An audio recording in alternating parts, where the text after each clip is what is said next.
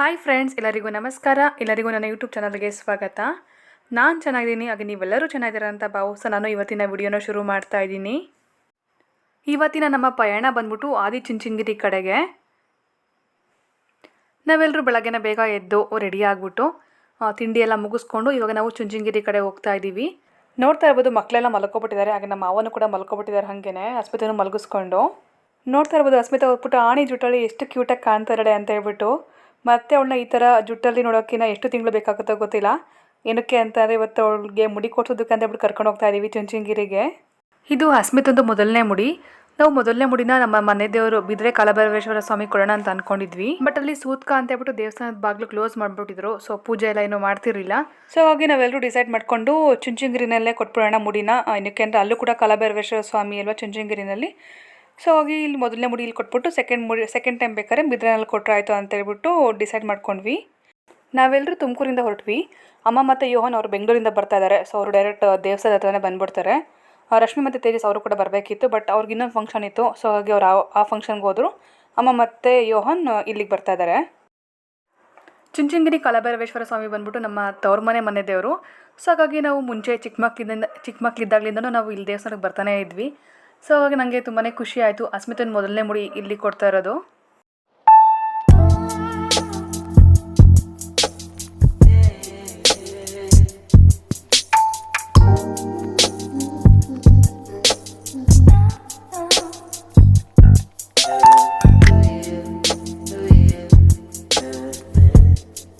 ಹಾಗೆ ಇವತ್ತು ನಾನು ಉಟ್ಕೊಂಡಿರೋ ಸೀರೆ ಬಂದ್ಬಿಟ್ಟು ಇದನ್ನು ನಮ್ಮ ಅಜ್ಜಿಯವರು ಅಸ್ಮಿತನ ನಾಮಕರಣದಲ್ಲಿ ನನಗೆ ಅಂತ ಹೇಳ್ಬಿಟ್ಟು ಕೊಟ್ಟಿದ್ದು. ಸೀರೆನ ಕಂಪ್ಲೀಟಾಗಿ ತೋರಿಸೋದಕ್ಕಾಗಿಲ್ಲ. ಏನಕ್ಕೆ ಅಂತಾರೆ ನಾನೇ ವಿಡಿಯೋ ಎಲ್ಲ ಶೂಟ್ ಮಾಡೋದ್ರಿಂದ ನನ್ನನ್ನು ನಾನು ಕಂಪ್ಲೀಟಾಗಿ ತೋರಿಸ್ಕೊಳೋದು ತುಂಬಾ ಕಮ್ಮಿ. ಜಸ್ಟ್ ನನ್ನ ಫೇಸ್ ಮಾತ್ರ ಕಾಣಿಸೋ ಥರ ವಿಡಿಯೋ ಮಾಡ್ಕೋತೀನಿ ಅಷ್ಟೇ. ಕಂಪ್ಲೀಟಾಗಿ ತೋರಿಸೋದು ತುಂಬಾ ಕಮ್ಮಿ. ಜೊತೆಗೆ ಇವತ್ತು ಎಲ್ಲರೂ ಬೇರೆ ಬ್ಯುಸಿ ಇದ್ರಲ್ವ. ಸೊ ಹಾಗೆ ಯಾರ ಕೈಲಿ ವಿಡಿಯೋ ಮಾಡಿಸೋದಕ್ಕಾಗಿಲ್ಲ. ಬಟ್ ನೆಕ್ಸ್ಟ್ ಟೈಮ್ ಯಾವ ಥರ ವೇರ್ ಮಾಡಿದಾಗ ನಾನು ತೋರಿಸ್ತೀನಿ ಸೀರೆ ಯಾವ ಥರ ಇದೆ, ಹಾಗೆ ಬ್ಲೌಸ್ ಯಾವ ರೀತಿ ಸ್ಟಿಚ್ ಮಾಡಿಸಿದ್ದೀನಿ ಅಂತ ಹೇಳ್ಬಿಟ್ಟು ತೋರಿಸ್ತೀನಿ. ದೇವಸ್ಥಾನ ಬಂದ್ಬಿಟ್ಟು ಬೆಟ್ಟದ ಮೇಲಿರೋದು. ಸೊ ನಾವು ದೇವಸ್ಥಾನದ ಹತ್ರಕ್ಕೆ ಹೋಗೋಕ್ಕೆ 2 ದಾರಿಗಳಿದೆ. ಒಂದು ನಾವು ಮೆಟ್ಲು ಹತ್ಕೊಂಡು ಬೇಕಾದ್ರೂ ಹೋಗ್ಬೋದು, ಇಲ್ಲ ಅಂತ ಅಂದರೆ ಡೈರೆಕ್ಟಾಗಿ ವೆಹಿಕಲ್ ಮೂಲಕ ದೇವಸ್ಥಾನದ ಹತ್ರ ಹೋಗ್ಬೋದು. ಸೊ ನಾವು ಇವಾಗ ಡೈರೆಕ್ಟಾಗಿ ಕಾರಲ್ಲೇ ಹೋಗ್ತಾ ಇದ್ದೀವಿ ದೇವಸ್ಥಾನದ ಹತ್ರಕ್ಕೆ.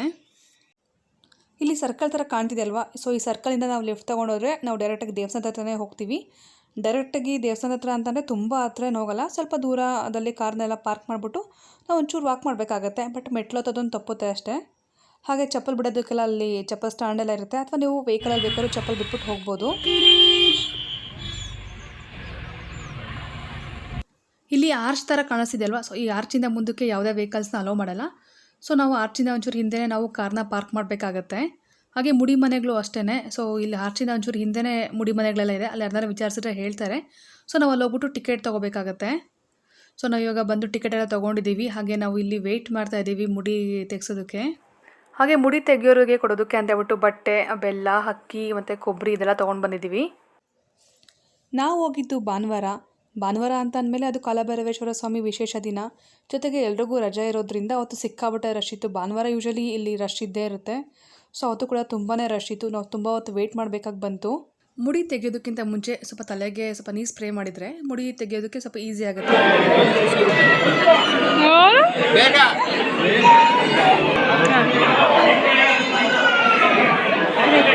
ಅಸ್ಮಿತಾ ಅಂತೂ ನಾನ್ ಸ್ಟಾಪ್ ಅಳ್ತಾನೇ ಇದ್ಲು. ನಮ್ಮ ಹಸ್ಬೆಂಡ್ ಮನೆ ಸೈಡ್ ಹೆಂಗೆ ಅಂತ ಅಂದರೆ ಮನೆ ದೇವ್ರು ಬಂದ್ಬಿಟ್ಟು ಬಿದ್ರೆ ಕಾಲಭೈರವೇಶ್ವರ ಸ್ವಾಮಿ ಅಲ್ವಾ.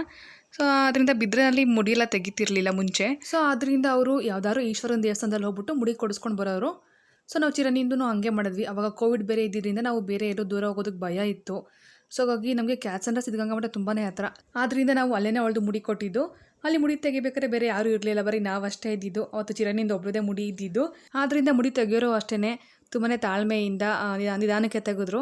ಹಾಗೆ ನಾವು ಚಿರನಿಗೂ ಅಷ್ಟೇ ರೈಮ್ಸ್ ಹಾಕ್ಬಿಟ್ಟು ಕೊಟ್ಟಿದ್ವಿ ಮೊಬೈಲಲ್ಲಿ. ಸೊ ಅವಳು ಸುಮ್ಮನೆ ಕೂತಿಲ್ಲ, ಒಂದು ಸ್ವಲ್ಪನೂ ಅಳ್ಳೇ ಇಲ್ಲ. ಬಟ್ ಅಸ್ಮಿತಂಗೆ ಆ ಥರ ಡಿಸ್ಟ್ರಾಕ್ಟ್ ಮಾಡೋಕ್ಕಾಗಲೇ ಇಲ್ಲ. ಏನಕ್ಕೆ ಅಂತಲೇ ಸಿಕ್ಕಾಬಟ್ಟೆ ರಶ್ಶು, ತುಂಬ ಜನ ಬೇರೆ ವೆಯ್ಟ್ ಮಾಡ್ತಾಯಿದ್ರು. ಸೊ ನಮಗೆ ಆ ಥರ ಮೊಬೈಲೆಲ್ಲ ತೋರಿಸಿ ಅವಳಿಗೆ ಡಿಸ್ಟ್ರಾಕ್ಟ್ ಮಾಡೋಕ್ಕೆ ಆಗಲೇ ಇಲ್ಲ. ಸೊ ನೆಕ್ಸ್ಟ್ ಇಲ್ಲಿ ಮುಡಿಯೆಲ್ಲ ತೆಗೆಸಿದ್ದಾಯಿತು. ಹಾಗೆ ಮುಡಿ ಮನೆ ಪಕ್ಕನೇ ಬಿಸಿನೀರಿನ ವ್ಯವಸ್ಥೆನೂ ಕೂಡ ಇರುತ್ತೆ ಸ್ನಾನಕ್ಕೆ. ಸೊ ಅಲ್ಲಿ ಪಾಪು ಮತ್ತು ರಘು ಅಲ್ಲೇ ಸ್ನಾನ ಮಾಡಿಕೊಂಡ್ರು. ರಘುನೂ ಕೂಡ ಮಾಡಿಕೊಂಡ್ರು. ಏನಕ್ಕೆ ಅಂತಂದರೆ ಅವ್ರು ಪಾಪುನ ಎತ್ಕೊಂಡಿರಲ್ವ ಮುಡಿ ತೆಗಿಬೇಕಾದ್ರೆ. ಸೊ ಅದರಿಂದ ರಘುನೂ ಕೂಡ ಅಲ್ಲೇ ಸ್ನಾನ ಎಲ್ಲ ಮಾಡಿಕೊಂಡ್ರು. ಇಬ್ಬರದು ಸ್ನಾನನೂ ಆಯಿತು. ಅಷ್ಟರಲ್ಲಿ ಅಮ್ಮ ಮತ್ತು ಯೋಹನ್ ಅವರು ಕೂಡ ಬಂದರು. ನೆಕ್ಸ್ಟ್ ಇಲ್ಲಿ ಎಲ್ಲರೂ ಕಾಲಭೈರವೇಶ್ವರ ಸ್ವಾಮಿ ದರ್ಶನಕ್ಕೆ ಅಂತ ಹೇಳ್ಬಿಟ್ಟು ಬಂದಿದ್ದೀವಿ. ಆಗಲೇ ಅಬ್ಸರ್ವ್ ಮಾಡಿದ್ರಿ ಅಂತ ಅನ್ಸುತ್ತೆ ದೇವಸ್ಥಾನದ ಎಂಟ್ರೆನ್ಸ್ ಗೋಪುರ ಅಂತೂ ತುಂಬಾ ಎತ್ತರವಾಗಿದೆ. ಹತ್ರದಲ್ಲಿ ನಿಂತ್ಕೊಂಡು ತಲೆ ಎತ್ತಿ ನೋಡಿದ್ರೆ ಕಳಸನೇ ಕಾಣಿಸಲ್ಲ. ಸ್ವಲ್ಪ ದೂರ ನಿಂತ್ಕೊಂಡು ನೋಡಿದ್ರೆ ಅಷ್ಟೇ ಕಳಸಗಳನ್ನ ನೋಡೋಕ್ಕೆ ಸಾಧ್ಯ. ಅಷ್ಟು ಎತ್ತರವಾಗಿದೆ ದೇವಸ್ಥಾನದ ಎಂಟ್ರೆನ್ಸ್ ಗೋಪುರ.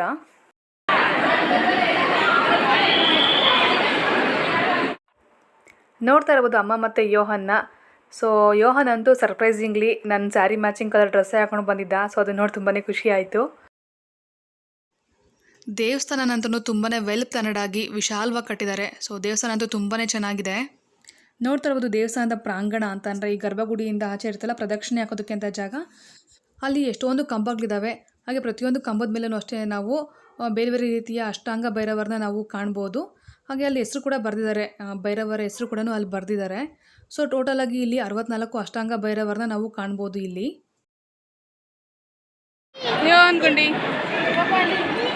ಹಾಗೆ ಗರ್ಭಗುಡಿ ಇದೆಯಲ್ಲ, ಸೊ ಗರ್ಭಗುಡಿ ಮುಂದೆನೂ ಅಷ್ಟೇ 2 ಸಾಲಲ್ಲೂ ನಾವು ಒಟ್ಟು 12 ಕಂಬಗಳಿದ್ದಾವೆ. ಸೊ ಪ್ರತಿಯೊಂದು ಕಂಬದಲ್ಲೂ ಒಂದೊಂದು ಅಷ್ಟಭೈರವರನ್ನ ನಾವು ಕಾಣ್ಬೋದು.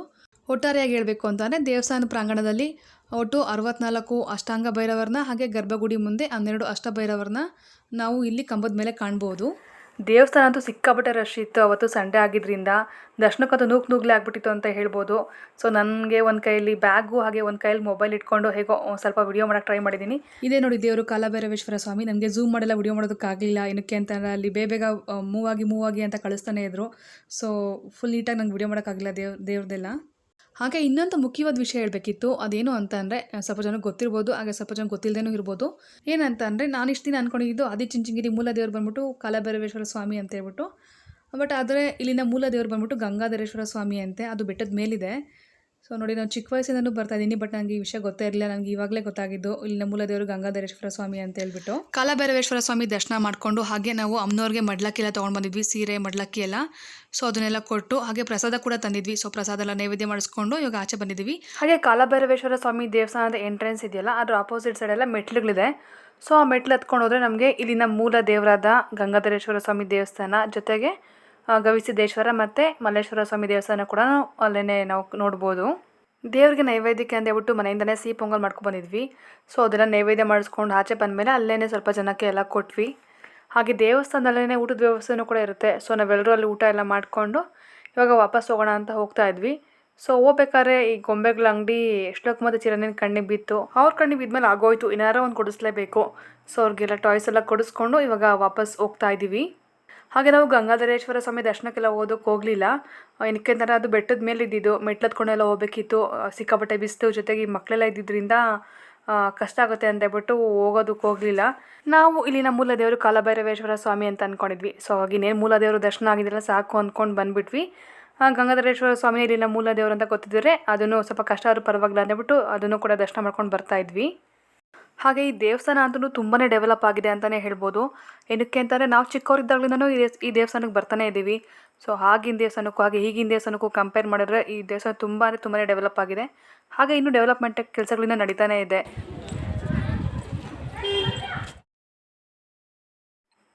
ಹಾಗೆ ಅಸ್ಮಿತಾ ನೋಡಿ ಗುಂಡಿ ಆದಮೇಲೆ ಹೆಂಗೆ ಕಾಣ್ತಿರಳೆ ಅಂತ ಹೇಳ್ಬಿಟ್ಟು.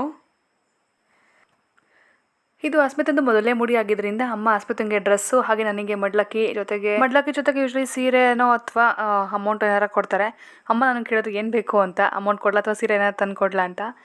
ಸೀರೆ ತುಂಬ ಇದ್ದಾವೆ, ಜಾಸ್ತಿ ಎಲ್ಲಿ ಉಡೋಲ್ಲ ಸೀರೆನ. ಎಲ್ಲೋ ಅಪರೂಪಕ್ಕೆ ದೇವಸ್ಥಾನ ಅಥವಾ ಏನಾರ ಫಂಕ್ಷನ್ ಇದ್ದಾಗಷ್ಟೇ ಸೀರೆ ಉಡೋದು. ಹಾಗಾಗಿ ಸೀರೆ ಎಲ್ಲ ಏನು ಬೇಡ, ಅಮೌಂಟೇ ಕೊಡು ಅಂತ ಹೇಳಿದೆ. ಸೊ ಹಾಗೆ ಅಮ್ಮ ಮಡ್ಲಕ್ಕಿ ಜೊತೆಗೆ ಅಮೌಂಟನ್ನೇ ಕೊಟ್ಟರು.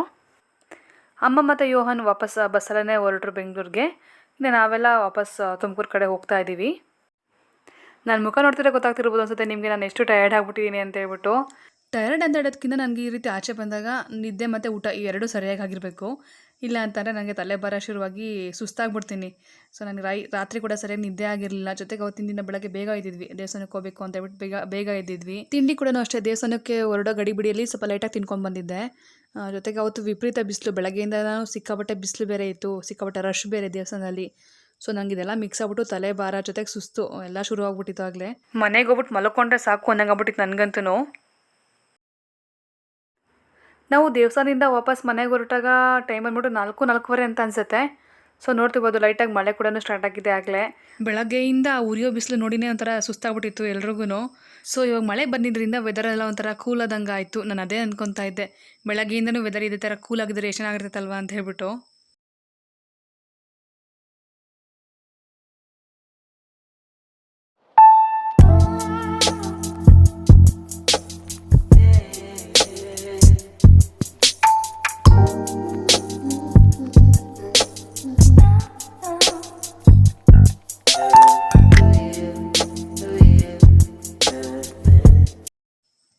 ನಾವು ವಾಪಸ್ ಬರ್ತಾ ಹಂಗೆ ಆನ್ ದ ವೇ ಯಡಿಯೂರ್ಗೆ ಹೋಗ್ಬಿಟ್ಟು ಅಲ್ಲಿ ಸಿದ್ಧಲಿಂಗೇಶ್ವರ ಸ್ವಾಮಿ ದರ್ಶನ ಎಲ್ಲ ಮಾಡ್ಕೊಂಡ್ವಿ.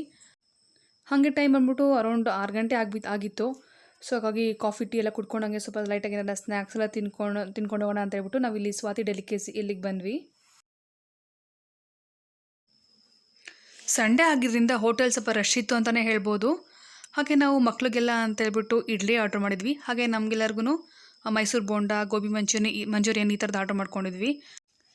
ಬಟ್ ನನಗೆ ಇದು ಯಾವುದೂ ತಿನ್ನಬೇಕು ಅಂತ ಅನ್ನಿಸ್ತಾನೆ ಇರಲಿಲ್ಲ. ನಾನು ಯಾವಾಗ ಮನೆಗೆ ಹೋಗ್ಬಿಟ್ಟು ಮಲ್ಕೊತೀನೋ ಅಂತ ಅನ್ನಿಸ್ತಿತ್ತು ನನಗಂತೂ. ಬಟ್ ನನ್ನ ಫೇವ್ರೆಟ್ ಡ್ರಿಂಕ್ ಬಂದ್ಬಿಟ್ಟು ಟೀ. ಸೊ ನಾನು ಟೀ ತೊಗೊಂಡೆ, ಮಿಕ್ತವರೆಲ್ಲ ಕಾಫಿ ತೊಗೊಂಡ್ರು. ಸೊ ಟೀ ಕಾಫಿ ಎಲ್ಲ ಕುಟ್ಕೊಂಡು ನಾವು ಅಲ್ಲಿಂದ ವಾಪಸ್ ತುಮಕೂರಿಗೆ ಬಂದ್ವಿ.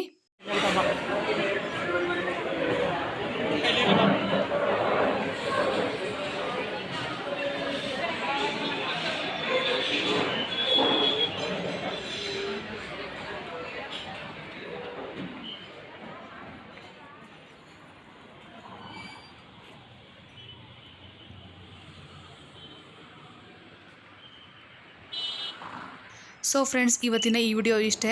ಈ ವಿಡಿಯೋ ನಿಮ್ಮೆಲ್ಲರಿಗೂ ಇಷ್ಟ ಆಗಿದೆ ಅಂತ ಭಾವಿಸ್ತೀನಿ. ಸೊ ವಿಡಿಯೋ ಇಷ್ಟ ಆಗಿದ್ರೆ ಗೊತ್ತಲ್ಲ ಏನು ಮಾಡಬೇಕು ಅಂತ. ಲೈಕ್ ಮಾಡಿ, ಶೇರ್ ಮಾಡಿ. ಹಾಗೆ ಯಾರೆಲ್ಲ ನನ್ನ ಚಾನಲ್ಗೆ ಸಬ್ಸ್ಕ್ರೈಬ್ ಮಾಡ್ದಲೇ ನೋಡ್ತಿದ್ದೀರಾ, ದಯವಿಟ್ಟು ಸಬ್ಸ್ಕ್ರೈಬ್ ಮಾಡ್ಕೊಳ್ಳಿ ಅಂತ ಕೇಳ್ಕೊತೀನಿ. Thank you so much for watching friends. Take care, bye.